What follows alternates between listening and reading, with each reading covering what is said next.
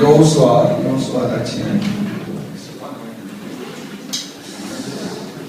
지금 저희가 이제 24주차 지난 1년부터 해서 이제 거의 9개월 중간에 빠지고 해서 8개월 정도 했는데 기간을 잘 맞춰서 우리가 오늘 여호수아를 하게 되어서 다행입니다.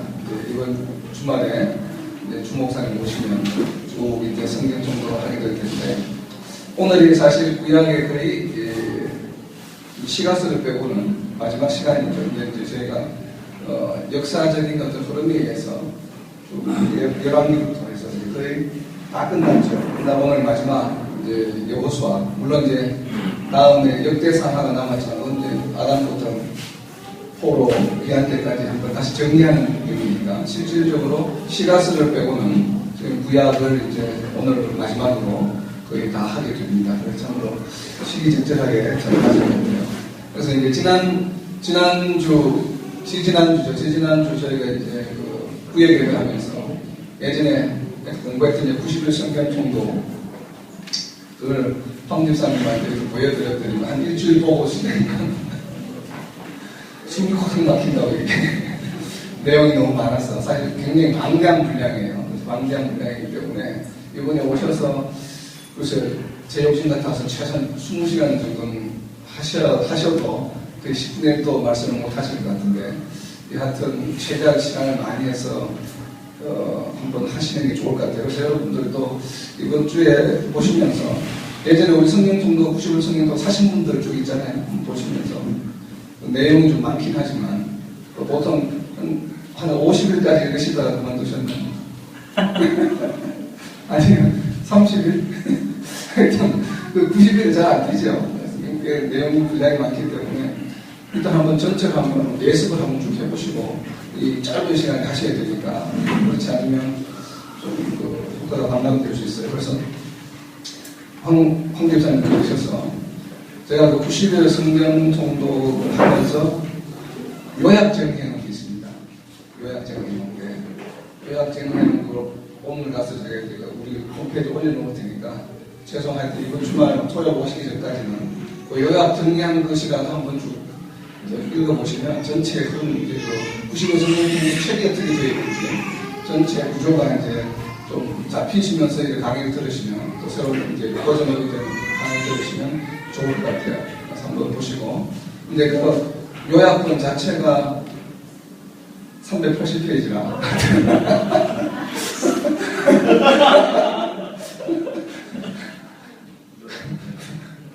본본이나 요약본이나 그렇게 차이가 없을 것 같은데. 하여튼 그래도 본본보다는 적습니다.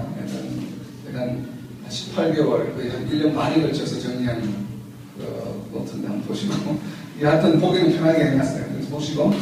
하여튼 오늘 여호수아를 이제 구약의 마지막, 우리 크로니카라는 그 사건의 마지막으로 보려고 합니다. 오늘은 양이 많지 않기 때문에. 그래서 강한 여호수아의 그 영적 틀에 좀 시간을 많이 할애해서 말씀을 드리려고 합니다. 자, 구약의 틀을 보면 이제 보신 것처럼 지난 한 2달 정도 우리가 모세 오경에 대해서 계속 이제 언급을 했습니다. 그래서 국민의 형성과 재정과 영토 확보된 하나님 나라가 만들어져가는 것에 대한 창조적인 회복에 대한 모습이 모세 오경에 나타나고 오늘 마지막으로 여호수아에서 바로 이 모세 오경에서 이야기하고 있는 창조의 역사, 무너진 창조의 실수가 이 여호수아에서 마지막으로 회복되는 어쨌든 하나님의 입장에서는 회복되는 모습이 지금 여호수아에서 그려지고 있습니다. 그래서 보시면 이제 저희 불피라고 되어 있습니다. 그래서 여호수아가 24장에서 분량이 많지 않아요. 각 장들도 이렇게 짧기 때문에.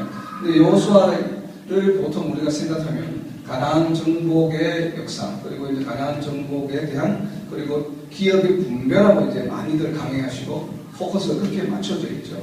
근데 이제 저는 조금 다른 생각을 가지고 있어요. 그래서 이제 여러분들이 이제 성경 이번 주에 90% 정도 들으시고 다 많이 이제 여러 가지 종류의 통독 프로그램도 상당히 많은데 성경을 보실 때 가장 중요한 것은 제가 지금 말씀드리는 것도 마찬가지고 이것은 그냥 하나의 가능성이에요. 이제 제가 보는 각자들의 그 생각의 관점이 다르기 때문에 이건 어디까지나 진리는 아니죠. 그래서 이건 하나의 이제 레퍼런스일 뿐이고 진리의 말씀은 오직 성경. 그러니까 성경 말씀을 여러분들이 그대로 이것을 참조해서 읽으시면서 아니면 여러 가지 다양한 의견들을 집중을 해서 모아서 자기의 것으로 만들어서 정리하는 것이 대단히 좋다고 생각이 들어요. 저도 이렇게 해보니까. 그래서 이 여호수아를 바라보는데 저는 세 가지 관점에서 봅니다. 첫 번째는 이 프로비전.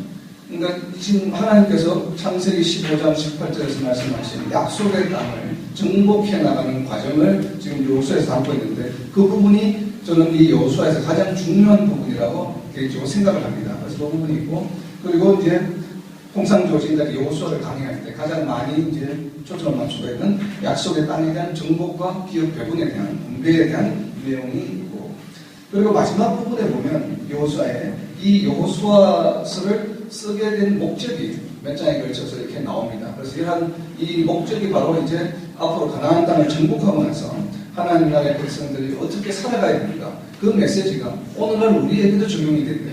그런데 그러한 목적에 어떤 결단을 촉구하는 이러한 새 어떠한 시각에서 여호수아를 바라볼 필요가 있지 않느냐 하는 생각을 합니다. 그래서 첫 번째 프로비전 부분은 주로 1장에서 거의 9장까지의 내용입니다. 그래서 하나님의 명령, 즉 여호수아를 부르시고 하나님 나라의 백성들이 이스라엘 백성들에게 하나님께서 이제 땅을 와서 정복하라고 하는 그 명령이 이제 1장에 주로 이야기 나오고 그리고 너무나도 유명하고 잘 알고 있는 여리고 성을 무너뜨리는 첫 번째 초입 단계 라합의 믿음에 관한 문제가 2장에서 거론되고 있습니다. 그리고 쭉 넘어가서 이제 5장에 보면 할례와 군대대장에 대한 모습이 있고 그리고 7장에는 아간의 범죄에 더불어서 아이성에서 전쟁에서 지는 패하는 그러한 모습이 나와 있는데 이것을 하나로 묶어서 저는 프로비전, 백성들에 대한 새로운 영적 정신교육이라고 카테고리를 붙입니다. 그래서 그 다음에 이제 뒷장에 설명을 드릴 테고 그리고 약속의 땅은 잘 알고 있는 내용입니다. 이제 그 가나안 땅 중부와 남부와 북부 지역을 점령해 나가고 또 기업을 배분하는 장면들의 얘기가 나오고 좀 독특한 부분은 좀 저희가 과학적으로 이해하기 힘든 부분이 있죠. 태양과 달이 멈추었다라고 하는 이 기사가 이제 그 10장에 걸쳐서 나옵니다. 근데 실제로 어떤 그 나사에 있는 과학자가 연구를 했더니만 지구 역사상에서 하루가 비더라고 뭐 있습니다. 돌아다니는 얘기가 그걸 인용해서 책을 쓰신 분이 있는데 그래서 거기에 대한 실제로 그 과학자가 그 문제에 대해서는 몰라요. 이거 어떤 분이 들으시고 책을 쓰신 것 같은데 믿거나 말거나 프로그램 나왔는지 모르겠지만 여하튼 그 과학자가 누군지는 나사에서도 증명을 해주지 않고 있고 일단 그 책을 쓰신 분도 말씀을 하지 않고 있고 그냥 익명의 나사 과학자가 연구를 했더니만 24시간이 하루가 비더라. 그래서 이제 여호수아에서 말하는 건 여기서 23시간 20분 그리고 열왕기상에 보면 또 해시계가 15도 뒤로가 멈추었던 적이 있죠. 약 45분. 그래서 막 합쳐서 하루가 빈다라는 것에 대한 그런 과학적인 것을 이야기하고 있습니다. 그런 것은 중요한 게 아니죠. 왜냐하면 태양과 달이 한 20시간 멈출 수 있습니다. 여러분. 그런 경험 혹시 해보신 적 있어요? 저녁 11시까지 아직 대낮처럼 환한 경우 저는 수도 없이 많이 경험했습니다. 러시아에 가서. 백야라고 보통 얘기하는데. 그러니까 하루에 이래 가까워지는 시간이 그거 1시간, 2시간밖에 없어요. 그래서 이제 22시간 정도 박습니다. 이렇게 대낮처럼 정말. 네, 그런 것들이 있기 때문에 뭐 그런 것인지 아니면 실제적으로 정말 태양이 멈춘 것이 어쨌든 성경 말씀에 태양과 달이 멈추었다고 했으면 멈춘 겁니다. 그냥. 그 다음 미정복지요. 그 다음 기업 분배, 레위에 대한 이런 약속의 땅에 대한 이야기 나오고 그리고 마지막 부분에 22장부터 3장에 걸쳐서 이 여호수아서를 쓰게 된 배경과 목적에 대해서 분명히 결단에 촉구하는 부분이 나오고 있다는 거예요. 그래서 전체 여호수아를 바라볼 때 저는 요절이 24장 15절 말씀이라고 생각을 합니다. 그래서 여호수아가 이제 유언으로 마지막에 죽기 전에 한 얘기죠. 오직 나와 내 집은 여호와를 섬기겠노라. 그러니까 너희도 결단하라는 메시지를 보여주는데 자, 이러한 것을 보면서 이제 은약에 이 여호수아 언약의 성취라고 지금 타이틀을 달아놨는데 언약의 성취라고 타이틀을 달아놓은 이유는 이제 좀 있으면 설명할 겁니다. 그래서 전체를 보면 1장에는 정복 준비, 2장부터 6장까지는 여리고 함락에 관련된 얘기입니다. 쭉 이렇게 캐테고라이즈 해보면 2장부터 6장까지는 여리고 함락의 시작과 끝에 대한 얘기를 하고 있고 그리고 7장부터 9장까지는 아이성에서 패하고 다시 승리하는 그 모습이 이제 3장에 나오고 그리고 이제 10장부터 12장 쭉 거쳐서 21장까지는 정복과 땅의 분배 그리고 마지막 부분은 결단의 내용들이 이렇게 나옵니다. 내용들 보면 쭉 보시면 우선 1장에서는 이렇게 이제 영토를 들어가라 정복하라 내가 너와 함께 하겠다. 두려워하지 말고 담대하라고 하는 백성들께서 인카리지하는 용기를 북돋아주는 얘기가 이제 1장에 나옵니다. 그리고 이제 이 6장에 걸쳐서 이렇게 나오고 우선 정복과 기업 분도 우리가 이제 흔히 여호수아를 이야기할 때 가장 많이 언급되고 있는 약속의 땅의 정복과 분배에 대해서 먼저 좀 이야기를 보면 이 아모리 족속을 점령하는 과정에서 태양과 달이 멈추는 현상이 방금 말씀드린 것처럼 일어나고 있죠. 그리고 나서는 가나안 땅의 중부를 점령을 하고 그리고 바로 남쪽으로 와서 남쪽 지역을 점령하는 얘기가 나오고 그리고 다시 북쪽 이 메론 물가는 북쪽에 있습니다. 그래서 이제 북쪽 지역을 점령하고 그래서 전체적으로 모세와 여호수아가 어떤 업적을 남겼다라는 얘기를 이제 12장 3장에 걸쳐서 정복에 대한 이야기를 합니다. 이제 정복이 끝났기 때문에 그다음에 이제 기업을 분배하죠. 분배하고 미정복 지역에 대한 얘기가 나오고 분배하는 이제 두 지파 반 그렇죠? 갓 지파와 르우벤 지파와 므낫세 반 지파는 이미 요단강 동쪽에 그러니까 요단강을 건너기 전에 이미 분배가 되었죠. 그래서 나머지 지파 12지파 중에서 9지파 반에 대한 이제 분배 그리고 동쪽 분배에 대한 얘기는 이미 지나갔지만 다시 한번 언급을 하고 그리고 서쪽 분배 방법 9지파 반에 대한 이제 이 분배 방법에 대한 얘기를 하고 실질적으로 유다와 요셉 후손은 에브라임과 므낫세가 있죠. 그리고 나머지 7지파에 대한 분배, 실제로 경계가 어디서부터 어디까지라는 얘기가 아주 상세하게 그 지역 이름들이 거론되고 있습니다. 여기에. 그리고 이 땅을 기업을 받지 못하는 레위 지파가 48개 성읍을 어떻게 받고 있는지 그리고 그것도 비성에 관한 얘기가 이렇게 걸쳐서 전체적으로 나오고 있습니다. 그래서 이것을 정복과 분배라고 저는 이제 이름을 붙였는데 통상적으로 요수아를 분석하려 보면 1장을 이렇게 나누죠. 그리고 나서는 대부분 상당히 많은 강연한 주석들이 이 정복, 그래서 이제 2장부터 바로 12장까지를 정복의 역사로 카테고라이즈를 합니다. 이렇게 정복, 약속의 땅에 대한 정복, 그렇죠?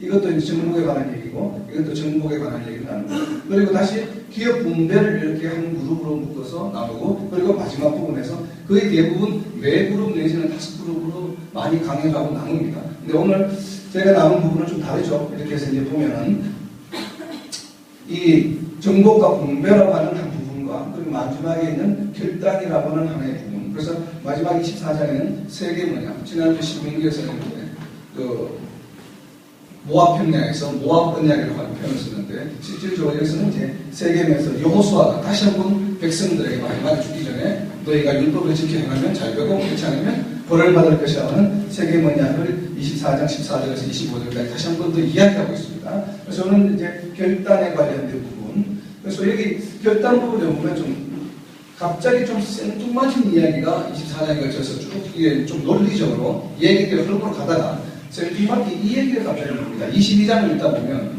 이 얘기가 여기 왜 들어가 있지 싶을 정도로 요단가에서 제단을 쌓는 얘기가 나옵니다. 이 요단가에서 제단을 쌓는 얘기는 뭐냐면 동쪽 지역을 이 분배를 받은 게 바로 갓과 르우벤과 므낫세의 반지파라고 그랬죠. 그죠? 므낫세의 반지파가 이제 동쪽 지역을 할당을 받았는데 요단강을 건너기 전에 그 지파가 이제는 서쪽에 들어가서 이미 다른 자기 기업을 받았지만 그래도 나머지 지파들을 위해서 전쟁 수행할 때 동참하는 조건으로 땅을 분배받았죠. 그래서 이제 모세를 받았는데 그 땅을 이제 정복하는 것이 다 이제 과업이 끝났다 이거예요. 그래서 이제 전체 12지파에게 전부 땅이 이제 분배가 다 되었어요. 그리고 나서는 이제 자기 고향, 동쪽에 분배받은 이제 동쪽 자기 고향 땅으로 돌아갑니다. 분배받은 땅으로. 돌아가다 보니 다시 요단강을 건너야 되죠. 건널 때 여기서 제단을 쌓습니다.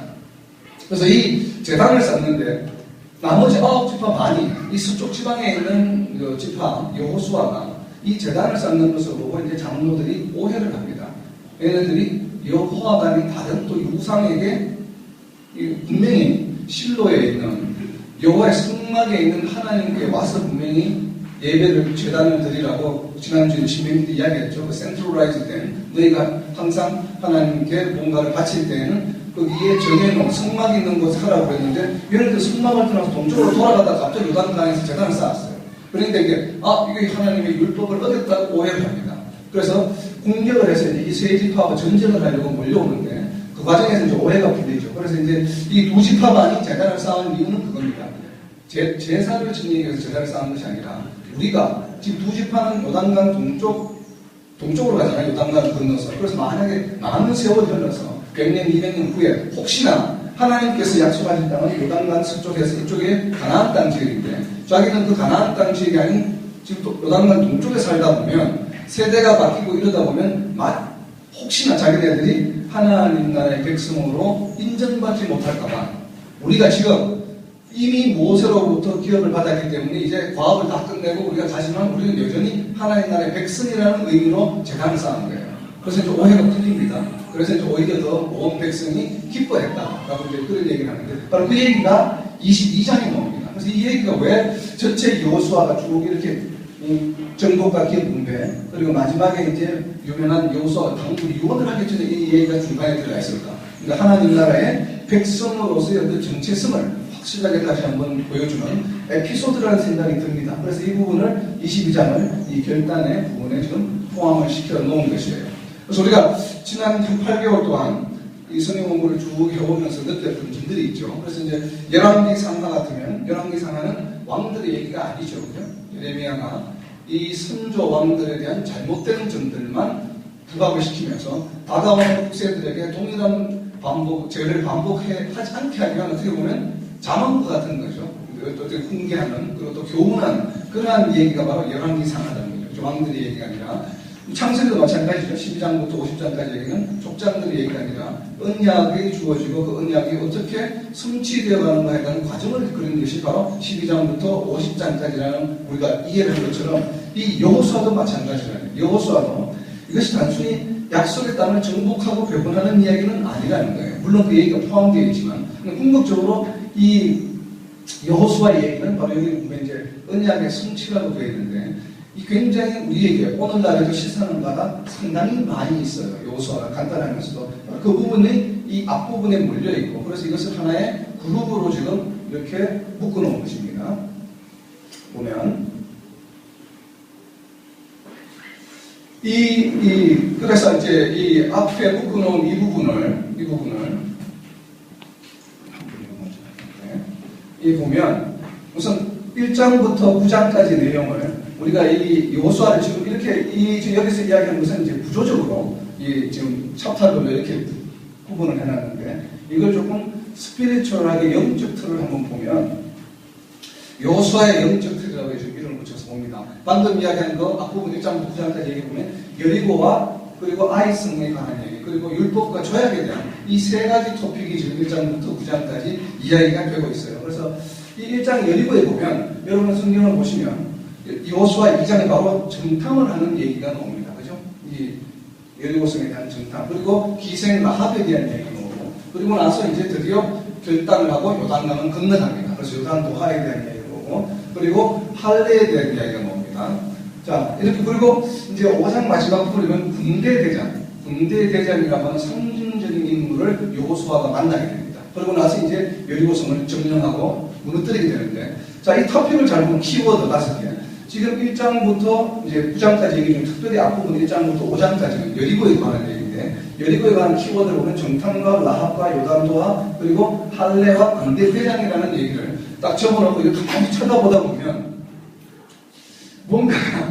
뭔가가 보이죠? 그죠? 응? 초록색은 배경이고 까만 건 글씨고 가만히 쳐다보다 보면 그래서 제가 이걸 왜 이렇게 지었을까?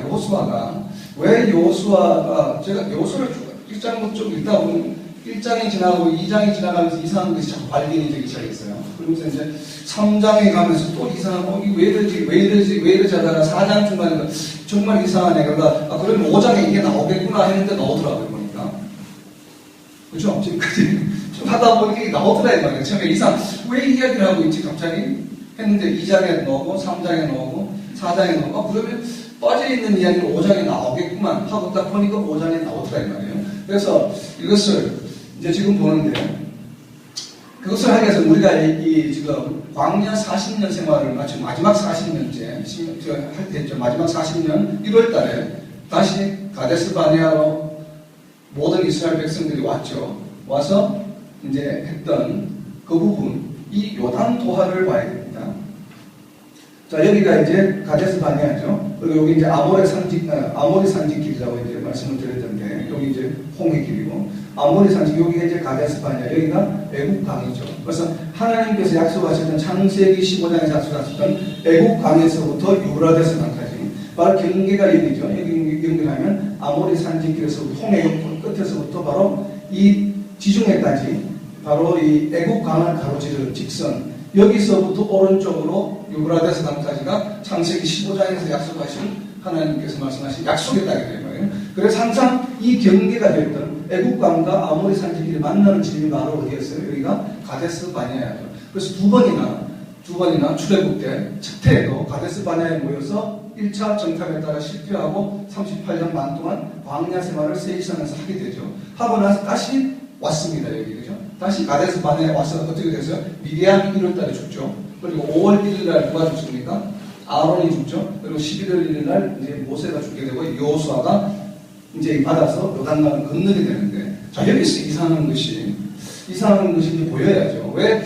물론 이 가데스 바네아가 하나님의 약속한 땅의 경계에 있는 하나의 베이스 캠프이기 때문에 여기서 모든 것을 지금 정복을 시작했다고 보여집니다. 저는 성경에 있는 내용은 아니고. 그리고 1차 때는 여기서 정탐이 실패했기 때문에 공격했다가 실패해서 결국 쫓겨가고 결국 광야 생활을 시작하게 되는데, 자 2차 때 다시 왔을 때 왜 여기에서 그러면 여기에서 바로 올라가면 바로 예루살렘인데 하나님께서는 요 가데스 바네아에서 바로 진격하게 하지 아니하시고 요단강을 건너게 하셨을까가 제 의문이었어요. 여러분도 저와 동일한 의문이 생기죠? 동일한 의문이 방금 생겼죠? 이상하잖아. 분명히 옛날에 정탐을 잘못해서 실패해서 이제 쫓겨서 아말렉이 쫓겨서 다시 광야 생활을 시작했는데 이제는 40년 광야 생활을 다 마치고 지금 40년 차 1월달에 39년 만 39년을 지나면서 다시 왔다 이거예요. 여기서 자 미디안 1월달에 죽습니다. 그리고 이제 아론이 죽죠. 5월달에. 그럼 여기서 하나님께서 이스라엘 백성을 과거에 한 번 했다가 실패한 것을 다시 옛날에 정탐했던 길에서 바로 공격을 해서 가나안을 정복하게 하면 되는데 왜 굳이 이 에돔 족속이 반대하기 때문에 왕의 길로 뭔가 빛으로 빙 돌아서 다시 이렇게 회전해서 다시 요단강 맞은편으로 가게 하셨을까? 왜 요압 평야로 가게 하셨는가? 궁금하죠? 그 답이 요소에 있다는 거예요. 그 답이 왜 그랬을까? 이 분명히 여기 올라가면 시간도 짧게 들고 여기 돌아가는 바람에 1년이 다시 걸렸잖아요. 결국 만 40년을 다 채우셨는데 그러면 만 40년을 다 채우시기 위해서 한 바퀴 그냥 우회전해서 먼 길로 돌아가야 한번 하셨나? 그렇게 생각할 수도 있겠죠. 사실은 그렇게 생각할 수도 있겠지만 그럼 여기 그냥 계속 1년이 있다고 바로 가도 되죠. 사실은. 그런데 40년차 이럴 때 와서 다시 한번 빙 돌아서 모압 평야에 와서 결국 11개월 만에 와서 모세가 죽고 나서 한 달 있다 그 다음에 41년차 1월 6월쯤을 지나고 나서 바로 요단강을 건너가게 됩니다. 그죠? 근데 그런 건너가게 되는데 그래서 왜 이렇게 하셨나 하는 생각을 이 요단 도하가 왜 필요했나? 그렇다면 분명히 지금 하나님이 선택하신 이스라엘 백성이 이제 약속의 땅에 대한 정말로 마지막 단계예요. 그죠?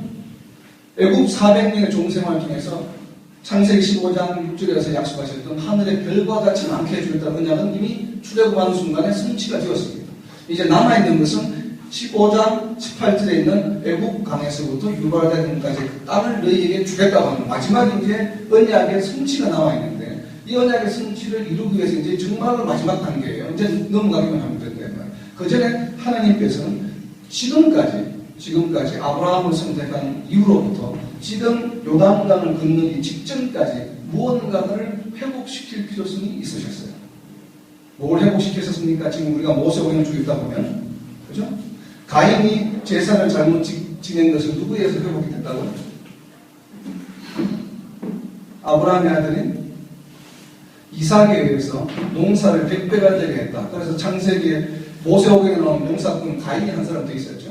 가인에 의한 잘못이 이삭의 농사가 100배로 축복을 주문해서 농사에 의한 무너졌던 창조의 질서를 다시 회복시키십니다. 자, 여기서 이제 요단 도하가 필요했던 것은 출애굽하고 나서 출애굽 이후에 40년 동안 있었던 가장 큰 기적의 사건이 바로 뭐예요?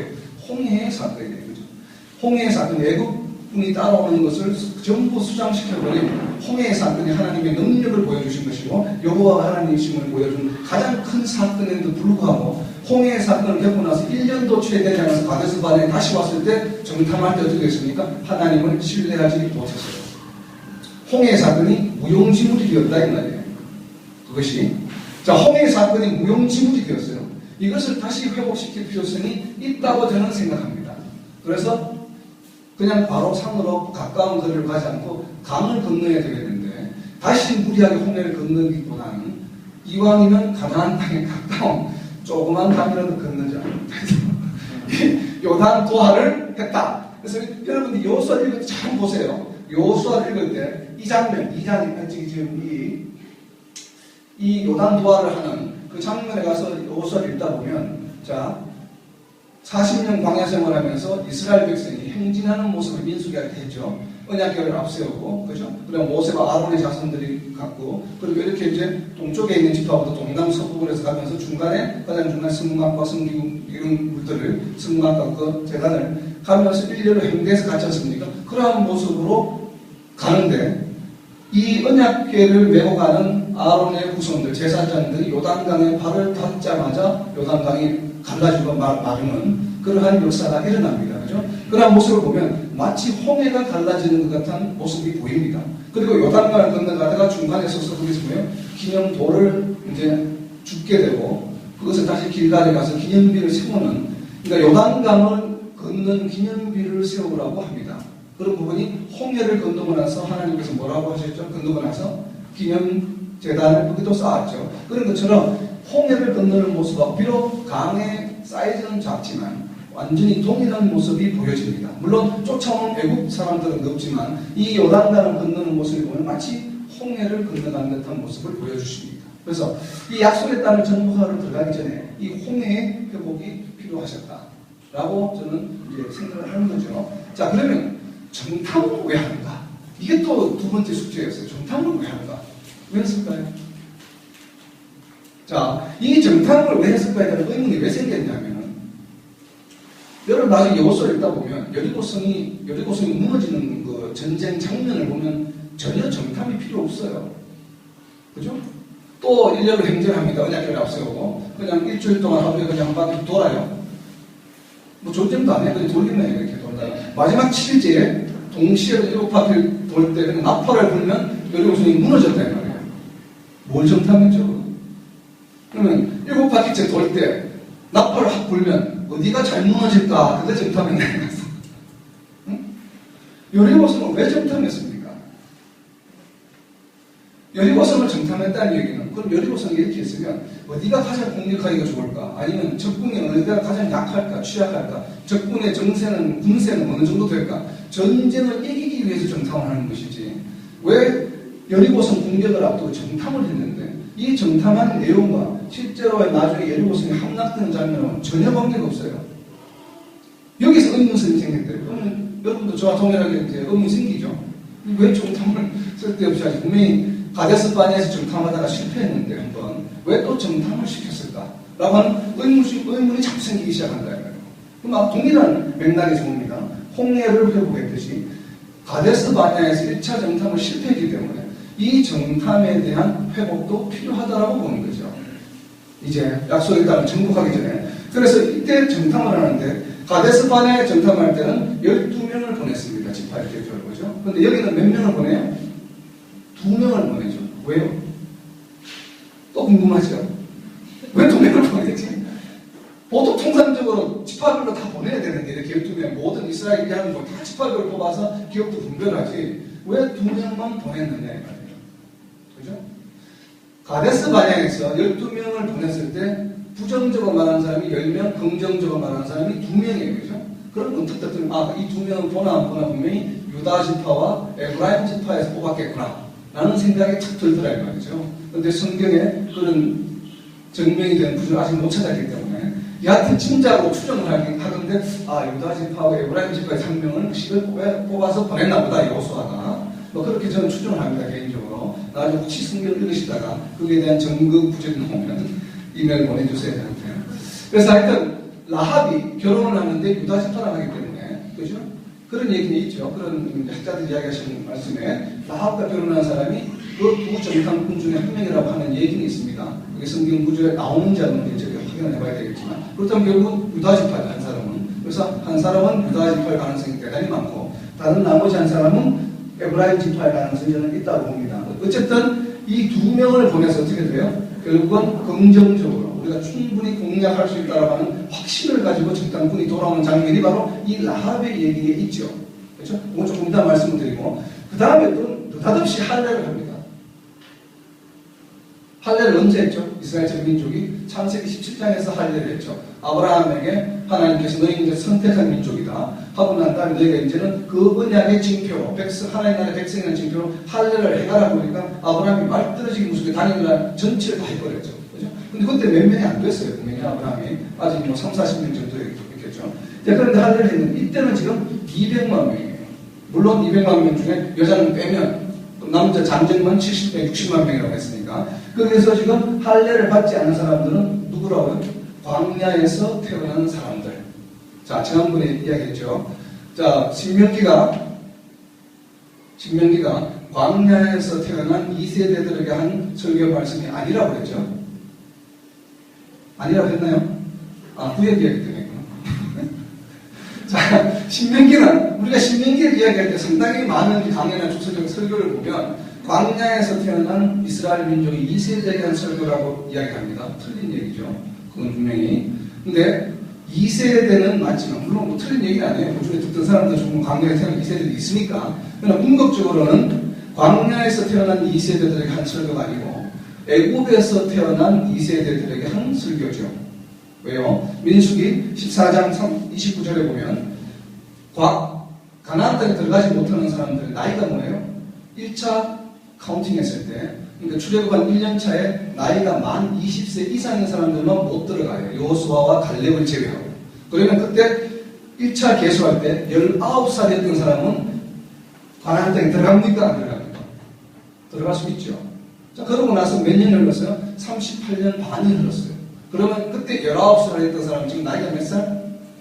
자, 이제 머리가 막 졸리기 시작하죠, 이제. 자, 19 더하기 38.5 하면은 얼마예요? 최소한 58살. 그죠? 맥시멈 58살이죠? 그럼 자, 지금 여호수아가 가나안 땅을 들어가려고 할 때, 아니면 모세가 유아편지에서 설교를 할 때, 모세와 여호수아와 갈렙을 제외하고 나서 가장 나이가 많은 사람이 몇 살? 58살이었거든요. 가장 나이 많은 사람이. 자, 그러면 1차 카운팅 할 때 한 살이었던 사람은 지금 몇 살이에요? 지금 모아편지에 설교를 듣는 사람 중에 38살 내지는 39이라 이거예요. 그죠? 39세. 그러면 이 38세, 39세부터 59세 사이, 58세 사이에 있는 사람들은 뭐예요? 전부 다 애국에서 태어난 사람들이죠. 광야에서 태어난 사람들이 아니라. 그럼 이 사람들은 뭐예요? 39세에서 58세는 이 이스라엘 민족이 누구예요? 리더들이죠. 자, 모세가 이야기를 할 때 200만 명을 모아놓고 이야기를 하는데 리더들에게 이야기합니까? 애들한테 이야기합니까? 광야에서 태어난 사람 중에 나이가 제일 많은 사람은 38살이죠. 39 내지는 40 그쯤에 된 사람이죠. 그 밑에 이하이죠. 그리고 다시 2차 카운팅 할 때 약 60만 명, 거의 비슷하게 한 3,000명 줄어들었는데 그 중에 20세 이상은 뭐예요? 20세 이상부터 39세까지가 약 30만 명이라고 보면 되겠죠. 대충 예를 들어서. 그리고 애굽에서 태어나서 39세부터 58세까지가 약 30만 명. 그런데 아마 애국에서 태어난 사람이 더 많죠. 이 할례를 받지 못했다는 사람들은 바로 뭐냐면 광야에서 태어난 사람들이에요. 그러면은 뭐예요? 39세 미만의 사람들 중에서, 그죠? 아직도 광야 중에 할례를 받지 못했다. 왜 광야 중에 할례를 받지 못했을까요? 네? 자, 그러면 38년 동안 매일 움직였습니까? 아니잖아요. 민수기에 보면, 민수기 33장에 보면, 진을 쳤던 곳이 41군데가 나옵니다. 41군데. 광야에 들어갔지. 진을 쳤던, 출애굽부터 시작해서 계속 다시 요압편지까지 올 때까지 41군데 진을 쳤습니다. 자, 40몇 년 동안 41군데 진을 쳤다는 얘기는 평균 1년 내지 한 10개월 머물렀다는 얘기예요. 10개월 머무는 동안에 할례를 받으면 되죠. 왜 할례를 받지 못했을까요? 자, 이것은 6월절의 장면을 봐야 됩니다. 처음에 출애굽할 때 6월절 바로 전날 6월절 약을 잡고 약을 먹고 나눌 때 음식을 나눌 때 어떻게 합니까? 허리에 허리띠를 들고 지팡이를 들고 먹어요. 왜? 언제든지 호출만 있으면 바로 나가야 되기 때문에. 광야의 생활에서 진을 움직일 때 민수기 어떻게 합니까? 진을 움직일 때는 구름이 장막 위에 성막 위에 가면 바로 그냥 이동해야 돼요. 그죠? 그러니까 구름이 언제 장막 위에 임할지 그때 일기예보 서비스가 없었기 때문에 언제 임할지 몰라. 이게 내일 2시에 간다 그러면 그만 내일 2시에 가면 되는데 언제 임할지 모르기 때문에 광야 생활 40년 동안 항상 be ready 상태에 있었다 이 말이에요. 그 할례를 받을 수 없죠. 내가 오늘 할례 받았는데 갑자기 오늘 저녁에 떠나라 그러면 못 움직인다 이 말이에요. 그래서 할례를 받지 못했어요. 그래서 이게 광야 생활 동안에. 그래서 이제는 요단강 도하를 하고 여리고성을 치기 전에 이 할례를 합니다. 광야에서 막 하지 못했던 이 할례. 근데 이 할례로 인한 큰 사건이 있었죠. 모세오경에. 어디에서 있었습니까? 큰 사건이 이 할례를 갖다가 욕되게 하는 사건이 있었죠. 바로 시몬과 레위가 자기 동생 다말에 대한 디나의 저기 야곱의 딸이 세겜 지역에서 이제 욕을 보이자 그 두 아들이 복수하는 장면에서 할례를 사적인 복수에 이용합니다. 자, 할례에 대한 신성한 하나님 나라의 백성의 징표가 훼손되었죠. 이 훼손된 것을 어디에서 다시 여호수아에서 회복합니다. 할례를 함으로 인해서 다시 그래서 이 백성의 하나님 나라의 백성의 상징 징표인 할례를 함으로 인해서 하나님 나라의 백성임을 다시 한번 회복시키는 장면이 여호수아 5장에 나온다라고 생각한다 이 말이에요. 자, 그리고 나서 이제 군대대장 여호수아 5장 15절 한번 보세요. 이게 아주 재밌는 장면, 느닷없이 이 장면이 나옵니다. 여리고성을 공격하기 전에 갑자기 여호수아가 가는데 앞에 여호와의 군대 대장이 나타나요. 여호와의 군대 대장이 여호수아 5장 15절을 보시면 여호수아 5장 15절을 한번 보세요. 이걸 딱 보는 순간에 이게 이 장면이구나 라고 하는 생각이 딱 떠오릅니다. 왜? 완전히 동일한 장면이 출애굽기에 나오기 때문에. 그죠? 그게 무슨 장면이에요? 지금 여호수아 5장 15절 장면이. 여호수아 5장 15절의 장면을 보면 딱 떠오르는 게 있죠. 동일한 장면을 봤죠. 출애굽기에서. 뭡니까? 모세가 떨기나무에서 하나님께 들었던 메시지를 지금 이야기하고 있죠. 그러면 이 군대 대장은 누구다? 하나님이 보낸 천사이든지 하나님이시든지 어쨌든 지금 여호수아에게 여호와께서 모세에게 하셨던 말씀을 동일하게 지금 다시 여호수아에게 하고 있어요. 이걸 바꿔 말하면 뭡니까? 하나님께서 모세를 부르셨듯이 여호수아를 지금 다시 부르시고 계신 장면이죠. 자, 모세를 불렀던 장면을 다시 회복하고 있습니다. 이제 정말 약속에 따라 공격하기 전에. 자, 이렇게 정탐의 실패했던 것을 회복하시고, 홍해의 실패를 회복하시고, 자, 할례를 잘못했던 것을 다시 회복하시고, 모세를 부르셨던 방법으로 다시 여호수아를 불렀어요. 그러면 이건 뭘까? 하나 남아있는 라합을. 자, 라합을 해석을 할 때 많은 강의들이 이렇게 합니다. 첫 번째가 하나님께서는 사람을 사용하실 때에 가장 천한 사람, 가장 낮은 신분의 사람이라도 사용하신다. 그래서 예수님께서 말구유로 오셨다. 맞습니다. 그죠? 국민 기생이었기 때문에 가장 천한 직업을 사용하셨다고 하는 거. 그리고 또 하나, 라합의 또 다른 얘기를, 또 다른 각도에서 이야기할 때는 라합의 믿음에 대해서 이야기하죠. 생전 보지도 않았는데 소문만 듣고도 믿었다. 그래서 그러한 믿음이 대단한 믿음이다라고 하는 라합에 대한 평가를 할 때 그렇게 평가를 합니다. 여러 가지 평가가 있는데 이 라합의 이야기가 들어갔다는 것은 예수님의 산상수훈의 설교하고 연결해서 해석하면 해석이 쉽습니다. 예수님의 산상수훈, 마태복음 5장부터 7장까지 나오는 얘기를 읽다가 보면 왜 라합의 얘기가 여기에 나오는지 실마리가 풀려간다 이 말이에요. 그래서 보면 자, 이 라합의 얘기가 있는데 이 라합의 얘기는 무슨 얘기냐면 하나님의 의에 관한 얘기입니다. 하나님의 의는 무엇인가 하면 자, 이 방금 제가 이야기한 얘기 도대체 지금 무슨 뚱딴지가 지금 산상수훈 얘기가 왜 나오나 지금 여호수아가 이야기하시는데 창세기 15장 6절을 보시면 그 답이 있습니다.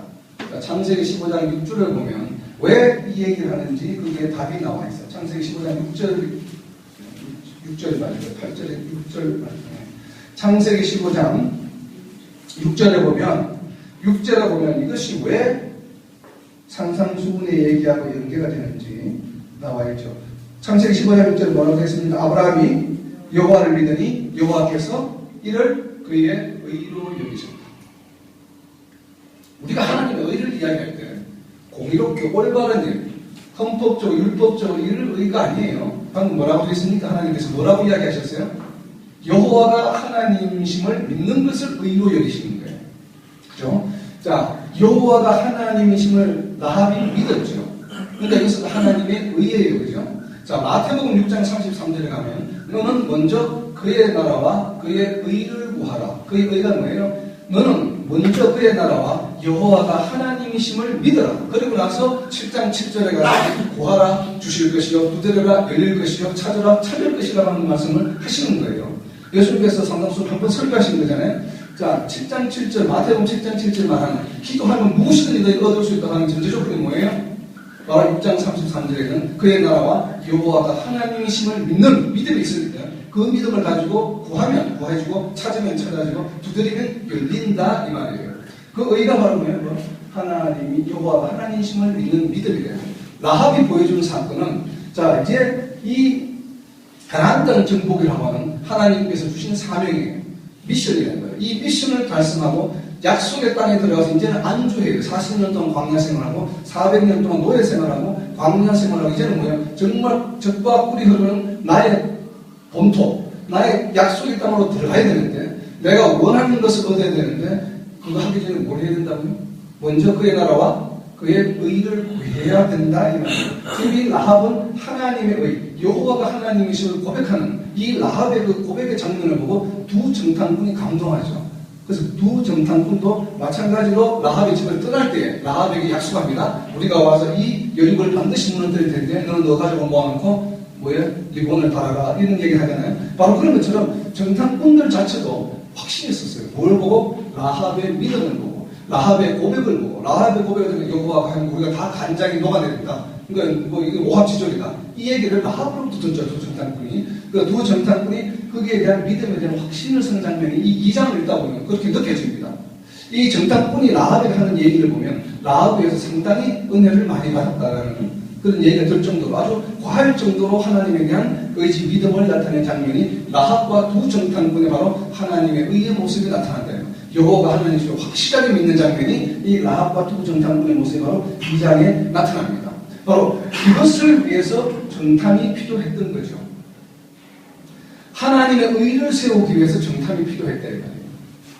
홍해의 실패를 그 다음에 가데스바네에서 정탐을 실패한 것을 회복시키기 위해서 정탐을 하고 이렇게 이제 정탐하러 들어가죠. 그리고 여호와가 하나님이심을 믿는 하나님의 의를 세웁니다. 그리고 나서 이제 드디어 홍해의 실패를 회복하면서 요단강을 건너죠. 그리고 하나님 나라의 백성의 징표인 은혜를 받은 것이 이제는 다시 무너져요. 하나님 나라의 백성의 자격이 회복이 되죠. 하나님 나라의 백성이 회복되고 나서 하나님께서 마지막으로 이제 어떻게 해요? 다시 하나님 나라의 백성으로 부르십니다. 부르시는 장면이 군대 대장입니다. 이제 이러고 나서 모든 게 갖추어지고 다 회복이 되었죠. 회복된 상황에서 어떻게 합니까? 이제는 여리고성을 공격합니다. 그래서 뺑뺑뺑 돌다가 7일 후에 여리고성이 무너진다 이 말이에요. 그래서 보면은 이 지금 1장부터 9장까지의 중요한 내용 중에 바로 이 라합의 고백입니다. 여호와는 위로는 하늘에서도 아래로는 땅에서도 하나님이시니라. 바로 하나님의 의가 무너졌던 하나님의 의가 똑바로 세워지는 장면이 라합의 고백에 의해서 나옵니다. 이랬기 때문에 라합이 예수님의 족보에 들어갈 수 있었던 거죠. 그냥 뭐 천했기 때문에 들어간 것이 아니라 이 라합의 이 구속사적인 의미는 상당히 강하다고 봅니다. 그것을 여호수아서를 보면 알 수 있다 이 말이에요. 이런 부분들이. 자, 그리고 이제 두 번째 중요한 요지라 하면 바로 이 하나님 나라의 백성을 다시 부르시는 장면. 군대대장이 내 발에서 신을 벗어라. 내가 쓴 것은 거룩하니라. 이제 이 약속의 땅이에요. 가나안 이 여리고성은 이 땅은 거룩하다 이 말이에요. 적과 꿀이는 거룩한 땅이기 때문에 앞으로 어떻게 살아라? 신발 벗고 살아라 이 말이에요. 그래서 인도 사람들이 몇 말을 하는지 모르겠지만 여하튼 신발 벗으라는 얘기예요. 신발. 세상을 벗으라는 얘기예요. 이제 거룩한 땅이기 때문에. 이제는 광야가 아니에요. 광야가. 이 지금 여리고성이 지금 약속에 하나님 약속의 땅 다 들어왔다 이 말이에요. 지금부터는 신발을 신어서 이 거룩한 땅을 더럽히면 안 된다 이 말이에요. 그죠? 그것을 강조하고 있죠 지금 이것을. 그래서 군대대장이 나타나서 직접 말씀하십니다. 이것이 제가 보는 여리고 사건의 시작과 끝에 대한 내용입니다. 그래서 이것을 단순히 중간에서 나누어서 그냥 여기서 정복과 분배라고 하기에는 너무나 영적인 의미가 강하게 들어있기 때문에 이 여리고성과 나중에 좀 이따 이 아이성의 문제를 정복과 분배에 넣지 않고 앞으로 빼서 이게 이제 여호수아의 영적들 프로비전 백성들의 신앙을 다시 회복시키는 그룹으로 보는 것이 맞겠다라는 생각을 합니다. 그래서 이 전체를 보면 왜 그러면 여리고성을 공격하는 것을 한 장에 다 쓸 수 있습니다. 간단하게. 그냥 들어가서 뺑뺑뺑 돌다 공격하면 넘어지는데 왜 이렇게 복잡하게 1장부터 이렇게 5장까지 그리고 실제로 여리고성을 무너뜨리는 7장까지 그렇게 여러 장에 걸쳐서 여리고 함락에 대해서 이야기를 하고 있냐 이거예요. 그죠? 창세기에서 68장까지 가장 길었던 이삭과 리브가의 결혼 얘기가 의미가 있듯이 마찬가지로 역시 성경에서 분량이 많다 그러면 뭔가 있다 이 말이에요. 예. 저는 여리고 얘기가 초반에 끝나죠. 계속 나오잖아요. 계속 무너질 때까지. 근데 그 중간중간에 여리고 성하고 별로 상관이 없는 것 같은 얘기, 할례 얘기, 요한도와 문대대장 얘기가 나온다 이거예요. 이것을 왜 나오느냐? 그리고 이 뒤에 실제로 여리고서 공격하는 게 정탐호시에서 공격까지 중간에 이런 얘기들이 들어가 있는 데는 반드시 이유가 있다. 하나님께서는 우리에게 전해주시는 메시지에 관련된 부분만 말씀하시지 불필요한 얘기를 하지 않습니다. 그래서 이 여리고 공격하는 얘기를 단순히 전쟁사로 보면 안 된다 이거예요. 여리고를 무너뜨리는 과정을 설명하면 마지막에 그냥 뺑뺑 돌면서 넘어가고 한 장면만 설명하면 되죠. 왜? 나머지 나중에 남쪽과 북쪽 할 때는 한 장에 그냥 수십 개씩 성경 무너집니다. 그죠? 그러니까 여기는 한성 여리고를 무너뜨리는데 무려 이렇게 1장부터 7장까지 7장에 걸쳐서 설명하고 있다는 것을 주의해야 된다는 거죠. 그건 여리고성이 영적인 의미가 상당히 가지고 있다는 거. 그리고 느닷없이 이렇게 해서 이제 여기까지만 보면 여리고성이 무너지는 데까지만 보면 이스라엘 백성이 이제 완전히 회복되었죠. 그리고 이제 정말 하나님 나라의 백성으로서 약속 땅을 정복해 나가는데 전혀 하자도 없는 민족으로 다시 거듭났는데 느닷없이 갑자기 바로 아간의 죄에 대한 얘기가 나온다는 거죠. 그죠? 왜 그럴까? 왜 이 아간의 죄가 나올까? 그리고 아이성을 공격했다가 집니다. 이제 겨우 한승 뺏었는데, 이제 겨우 여리고서 하나 승전했는데, 이겼는데, 바로 두 번째 전쟁에서 집니다. 이상하지 않나요? 딱 보면 이상하죠, 벌써. 이상한 느낌이 팍팍 오죠. 왜 갑자기 여리고서는 신나게 이렇게 장황해서 다 이겼는데, 왜 갑자기 두 번째 날짜로 1년이 지난 것도 아니에요. 2년이 지난 것도 아니에요. 불과 며칠 전에 했던 전쟁에서 이겼는데 금방한테 터졌어요. 아이스에서. 졌다 이 말이에요. 그러니까 요수아서 전체를 잃는데 이기고 진 것에 대한 얘기를 대비하면서 하려면 여러가지 없어요. 그 다음부터 다 이기는 거예요. 점령 어디 점령했고 경계 어디 갔다 오고 그걸 끝이라 설명을 하지 않아요. 전쟁 상황에 대해서 전혀. 그러니까 유일하게 전투에 대해서 상세하게 설명하고 있는 전투가 바로 여리고 전투와 아이성 전투입니다. 근데 이 전투에서 왜 하나는 이긴 전투에 하나는 진 전투라고 하는 것을 벌써 힌트가 있죠. 아, 뭔가 영적 의미가 있구나. 왜 질 수밖에 없었는가? 아간의 죄 때문에 전쟁에서 졌다고 여호수아에서 설명하고 있죠, 분명히. 자, 그래서 이 아간의 죄는 뭐야? 물질욕. 우리가 가장 빠지기 쉬운 물질욕이죠, 이게. 뭔가 하나님의 것에 손을 댄 거죠. 그러니까 여기는 물질욕이 단순히 하나의 상징으로 나와 있지만 하나님의 것에 손을 댄 거예요, 분명히. 하나님께 드려진 물건을 해서 손을 댄 거예요. 그죠? 하나님의 것. 거기에 대해서 뭐야? 이 패전은 바로 징벌이었죠. 그러고 나서 이 징벌이 바로 이유가 이렇게 나와있죠. 내가 그들에게 명령한 나의 언약을 어겼기 때문에 패전했다. 7장에서. 그리고 다시 회복시켜서 결국은 다시 아이성에서 성전을 하는 장면이 나오는데 자, 이 장면 보세요. 8장 26절에 있는 단창을 잡아둔 손을 거두잖아요. 이건 뭐냐면 여호수아가 지금 아이성을 백성들이 공격하는 동안에 단창을 들고 이렇게 하고 있습니다. 이런 장면이 있었죠. 모세가 산에 올라가서 양팔을 들고 있을 때 여호수아가 아말렉과 전투할 때 내리면 지고 올리면 이겼다. 동일한 장면이 또 나오죠 여기에. 자, 여호수아가 단창을 들고 있음으로 해서 아이성을 정복합니다. 자, 하나님이 뭔가 이야기하실 때는 예전에 있던 내용이 뭔가 실패한 내용을 계속 회복시키고 있다는 것을 필입하고 줘야 돼요. 자세히 보면 로직이 굉장히 로직하답니다. 그러면 이제 궁금하죠. 다음에 무슨 얘기가 나올까?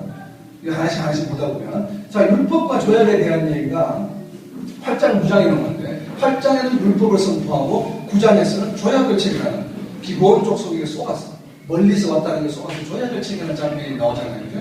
이게 왜 느닷없이 이 장면이 나오냐면 여호수아가 땅을 정복, 이제는 요게 지나가면 바로 남쪽 땅을 정복하고 하는데 왜 이 이야기가 중간에 나오는가? 율법을 선포하면서 그리심산과 에발산에서 축복과 저주 반반을 나눠서 모세가 하라고 명령했죠. 신명기에서. 그 명령에 대한 수련을 지금 하고 있으면서 이제 율법을 선포하는 이 율법을 어디에다가 하냐면은 율법을 어디다 기록해요? 돌에다 기록합니다. 여호수아가 또. 그러니까 결국 여기서 모세 오경은 토라를 지금 기록한 것이겠죠. 기록하면서 돌에 기록하고 돌의 기록까지는 잘했는데 기브온의 속임에 의해서 조약을 맺음으로 해서 하나님의 명령을 어기게 되죠. 어기게 돼서 그거 뭐예요?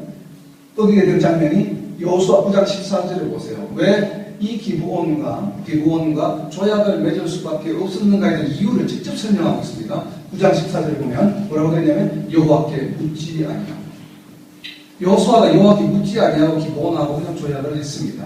자, 여호수아가 왜 조약을 했습니까? 그 얘기는 신명기 공부할 때 시간이 없어서 이야기는 하지 못했는데, 전쟁을 할 때 항상 신명기에 보면 전쟁을 할 때 어떻게 합니까? 설사 적군이라 할지라도 하나님께서 늘 먼저 뭘 해야 돼요? 화평을 제안을 해야 돼요. 그래서 그것을 받아들이면 전쟁 안 하죠. 그것이 율법입니다. 지금 신명기에서 말하는. 그러니까 상대방 적이 나에게 조약을 체결해 오면 무조건 뭐 해야 돼요? 100% 받아들여야 되는 것이 율법입니다. 이 당시에는. 그러니까 여호수아는 신명기에서 말씀하고 있는 전쟁에 관한 율법에서 너희가 먼저 전쟁하기 전에 제안을 해서 우선 화평하라. 그러면 끝이다. 이거 전쟁 계산하라. 여기서는 상대방이 자신에서 화평을 조약을 원했기 때문에 더 이상 전쟁할 이유가 없죠. 전쟁을 하면 어떻게 돼요? 이거는 율법을 어기는 것이 되기 때문에 여호수아는 아무 생각 없이 그냥 받아들이고 조약을 한 거예요. 그런데 하나님께서 뭐예요? 설사 내가 율법에 그렇게 이렇게 하라고 해 놓았을지라도 뭐예요? 하나님 뭘 원하셔요? 묻고 답하시기를 원하신다. 율법은 분명히 그렇게 하라고 되어 있었기 때문에 여호수아는 했는데, 설사 율법에 한 행위를 할지라도 하나님께 질문하고 답을 얻고서 행해야 된다. 율법에 대한 대로 한다 하더라도 하나님께 물어보고 해야 된다는 거예요.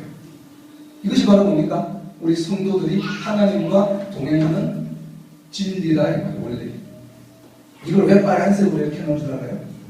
율법을 돌에다 기록해 놓은 이유는 뭡니까? 지워지지 말라고, 그죠? 종에서, 그때 당시 종이도 없었겠지만 파피루스 써놓으면 잃어버리면 뭔데요? 큰 바위에다 그냥 막 새겨놓으면 지나가면서도 보고 이렇게 보고 한다는 말이에요. 꼭 그 돌을 바라보면 어떤 생각이 듭니까? 안방에 있는 성경, 응접실에 있는 성경, 사무실에 있는 성경, 여기저기 막 돌아다니는 성경으로 보이잖아요. 성경은 많이 있어, 주위에 보면 이렇게. 근데 있으면 뭐하냐 이 말이에요. 돌에 기록만 되고 있습니다. 묻지 않는데. 성경이 수천만 권이 전 세계에 팔리고 있고 책상 위에 있으면 뭐하냐 이 말이에요. 하나님께 묻지 않는. 성경을 정독을 하고 읽어야 됩니다. 그 얘기를 하고 싶어서 여기 말을 생각하는 거예요. 자, 이 여호수아가 주는 메시지, 마지막 9장이 주는 메시지는 왜 율법과 조약에 대한 얘기를 하고 있을까? 이미 신명기에서 장황하게 축복받는 방법과 저주받는 방법에서 율법을 아주 상세하게 케이스 스타디를 하면서 각종 케이스에 대해서 설명을 했는데도 왜 여기 와서 또 이 얘기를 하고 있을까? 여호수아에서. 불과 모세가 죽은 지 지금 1년도 안 됐어요. 물론 여호수아는 가나안 땅을 정복한 약 한 7년 했습니다. 그럼 7년이 돼서 이때는 이제 초기였기 때문에 도로자만 했기 때문에 거의 한 1년이 안 된 걸로 보여지는데, 자, 그러면 왜 율법을 다시 돌에 기록하고 또 이 조약을 체결하는 수많은 에피소드를 중에 왜 기브온과의 조약 맺은 에피소드만 여기서 기록하고 있는가? 다른 에피소드 전혀 없죠. 땅을 정복하는데. 자, 그럼 여기서는 그러면서 설명하고 계시기를 9장 14절에 여호와께 묻지 아니하고, 이게 핵심이다. 너희들은 지금 하나님 나라의 백성으로 약속의 땅에 들어와서 앞으로 이제 영원히 살아갈 텐데, 그 땅에서 너희가 앞으로 내가 너에게 준 이 율법을 돌에 기록해서 늘 보고 묵상하고 있지만, 신명기 17장에 있죠. 왕에게도 너희가 율법을 항상 네 침상 곁에 두고 묵상하고 읽어라. 반드시 명령에 동일하죠. 돌에 기록하는 것과. 그런데 두고 읽고 그 읽은 말씀을 계속 하나님께 묻고 답을 얻고 그렇게 통치를 하는 얘기예요. 왕에 대해서. 마찬가지로 우리에게 이 돌에 기록하고 너희가 항상 반드시 이건 무슨 말이에요? 항상 여호와께 물어라 이 말이에요. 자, 여호와께 묻는 방법이 있죠. 뭐가 있습니까? 가장 쉬운 방법, 기도하는 거죠. 우리가 기도하는 방법. 그 다음에 묻는 방법은 기도하는데 무엇을 어떻게 기도해야 될지 모를 때가 많아요. 그죠? 하나님의 말씀을 알지 못하면 잘못 묻게 되죠. 그래서 기록된 율법에, 돌에 기록된 율법을 잘 묵상하고 정독하면서 그것에 의해서 하나님께 말씀으로 물어야 돼요. 기도를. 그러니까 말씀 정독, 하나님께 잘 묻기 위해서는 하나님께서 주신 말씀을 철저하게 정독을 해야 됩니다. 자, 이때는 성경이 없었죠. 토라오경 두루마리에서 적은 것밖에 없었고, 이때는 모세는 하나님의 말씀을 직접 들었대요. 하나님의 말씀을 왜 직접 들었습니까, 모세가? 네?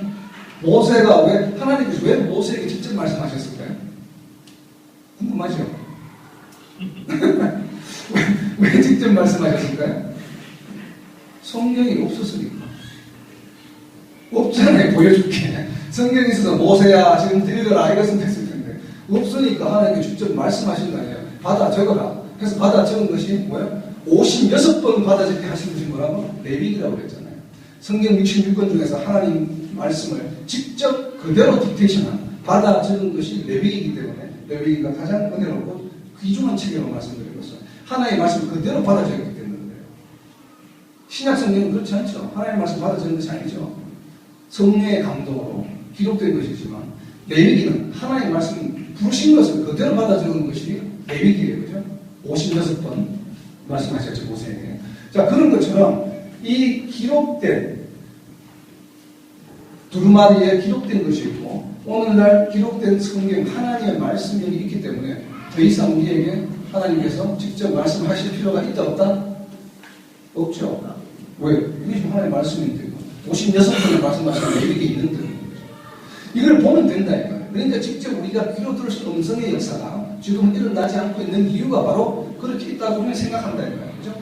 그래서 이것을 너희가 하나님께 묻지 않으려 하나님께 묻는 방법은 결국은 말씀하고 계신 하나님의 이 말씀을 보고 여기에 대해서 물어봐야 되죠. 하나님이 이렇게 말씀하시는 것이 맞습니까? 물어보려면 하나님이 내게 하신 말씀은 뭐예요? 먼저 알아야죠. 무슨 말씀하시는지 알아야 묻죠. 하나님 기본이 지금 나에게 화평할 줄 알았는데 분명히 하나님께 신명기에 전쟁의 말씀 율법을 주실 때 조약을 맺으라고 무조건 먼저 조약을 맺으라고 하셨는데 지금 이런 경우에는 내가 조약을 제안하는 것이 아니라 적군이 먼저 조약을 해왔습니다. 율법하고 약간 다르네요. 율법에서 분명히 내가 조약을 먼저 제안하라고 그랬는데 이건 상대편이 먼저 왔을 때는 지금 율법이 없는데 어떻게 하면 될까요? 그래 동일하게 적용하면 된다. 그래서 그러고 조약을 맺었으면 아무 탈이 없었을 텐데 그게 아니라 묻지 않았기 때문에 그냥 적용했던 거죠. 그래서 잘못된 거죠. 그래서 이게 지금 여기 8장과 9장, 여호수아 8장과 9장이 우리에게 주는 교훈은 지금도 마찬가지예요. 여러분들이 오늘 이제 설교 말씀 들으신 것처럼 기쁨의 생활을 하려면 어려움과 걱정과 근심, 걱정이 무엇이든 올 때 하나님의 말씀으로 들어가서 말씀을 보고 그 말씀으로부터 뜻을 하나님께 기도로 묻고 거기에서 응답을 받고 마음의 화평을 찾고 모든 삶의 답을 얻어야 됩니다. 그래서 이것이 그냥 기록만 있고 내가 우리 집에 성경이 10권 있으면 뭐하고 5권 있으면 20권 있으면 뭐합니까? NIV가 있고 ASV가 있고 개혁개정이 있고 한국 종류는 많죠. 다양하게. 마치 누가 보면 취미가 성경 보는 것처럼 자 성경이 많은 것이 중요한 단 한 권만 있다 할지라도 성경이 아니면 북한처럼 파트별로 수치를 적은 성경에 갈지라도 그 말씀을 정독하고 무엇을 하나님께 난 오늘 물어볼까 여쭤볼까 그리고 하나님으로부터 무슨 답을 받을까를 갈망하고 소망하는 마음이 있어야 됩니다. 그래야 약속의 땅 가나안 땅에서 기쁨과 즐거움이 넘치는 성도의 삶을 살아갈 수도 있다 이거죠.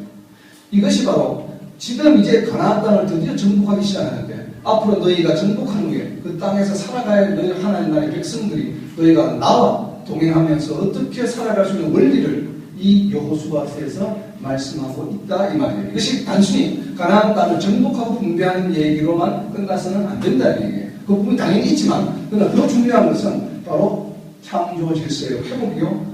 모세오경 창세기 때부터 계속 무너졌던 하나님 나라의 백성들이 실수하고 잘못했던 것들을 전부 회복시켜 나가는 과정의 요약판이 지금 여호수아에서 전개되고 있고 이것이 바로 뭐예요? 언약의 성취로 이어진다.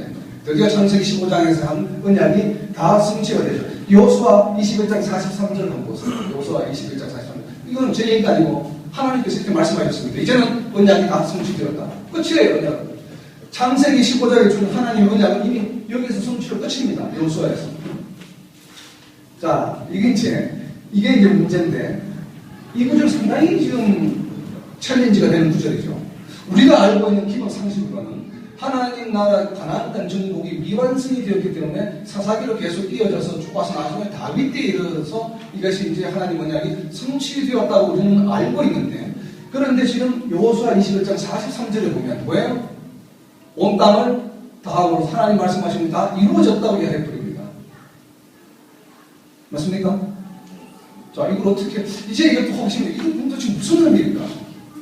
분명히 우리가 사사기는 약속의 땅을 다 정복하지 못한 것이 반복되는 400년 동안 반복되면서 사사들이 일어나서 갈등을 거치면서 그것이 안 되어서 다시 하나님께서 이 땅의 방법으로 왕을 보내주셨고 사울에서 실패를 하시고 다시 유다의 계열의 다윗을 세워서 다윗으로부터 모든 땅을 다 기본까지 점령하고 그리고 솔로몬에 이르러서 온 땅을 약속한 땅을 다 이루었다고 하는데 통상적인 우리의 갖고 있는 상식이요 지식이다 이 말이에요. 그런데 분명히 여호수아 21장 43절 하나님께서는 다 이루었다고 이미 결론 내리시고 끝이에요.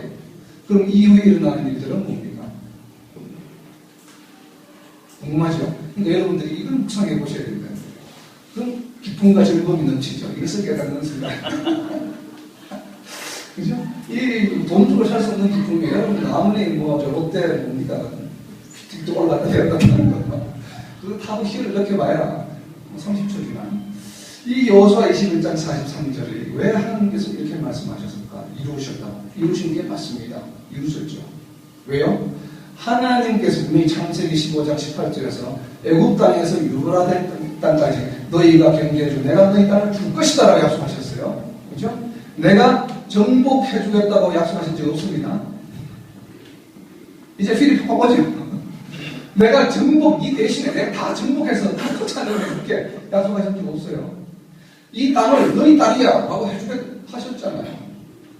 다 분배했습니다. 이미 집합별로 다 분배했어요. 이게 굉장히 중요합니다. 여기가 다 분배했어요. 너희는 너희 가지고 너희 가지고 기업 분배를 해서 끝났지 않습니까? 동쪽 끝나고 서쪽 끝나고 다 12지방에 너희 지역 여기 네 나와가지고 여기 다 끝났어요. 제기 뽑아서 이것이 하나님으로서 다 하신 거예요. 끝났죠. 요번에 다 주셨다는 거예요. 그 다음에 정복하고 못하고 이 문제는 누구의 문제입니까? 이스라엘 백성의 믿음의 문제예요. 믿음을 가지고 기본성으로 올라간 다윗을 정복을 한 것이고 믿음이 없어서 하지 못한 단 족속은 쫓겨나서 북쪽으로 간 겁니다. 이것이 오늘날 우리 성도의 삶이에요. 하나님께서 분명히 우리가 회개하고 세례를 받는 순간에 구원의 백성을 삼아주셨어요. 구원의 백성을 삼아주셨으면 성령께서 우리에게 들어오시기로 함께 하시면서 우리는 뭐야? 기쁨과 즐거움을 누리는 삶을 살아갈 수 있죠. 이 땅에서 천국의 삶을 살아갈 수 있도록 하나님께서 우리에게 뭐야? 하실 일을 다 하셨어요. 약속을 지키셨다. 그 다음에